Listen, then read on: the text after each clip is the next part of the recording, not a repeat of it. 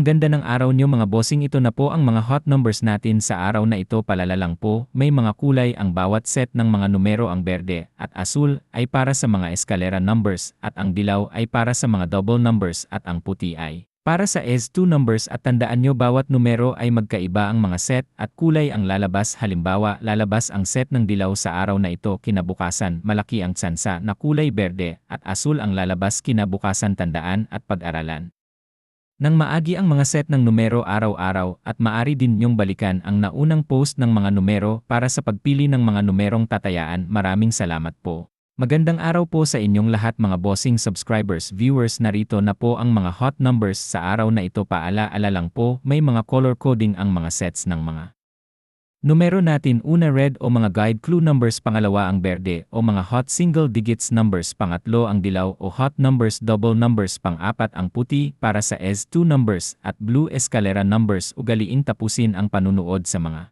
video para mas maintindihan paano i-match ang mga guide numbers sa hot numbers at paki-subscribe, like at share sa ating mga video para makatulong ka sa paglago ng RC Swertres TV para mas marami tayong matutulungan manalo. Maraming salamat po. God bless. Good luck. Antabayan ang mga results mamayang alas 2:03 alas 9.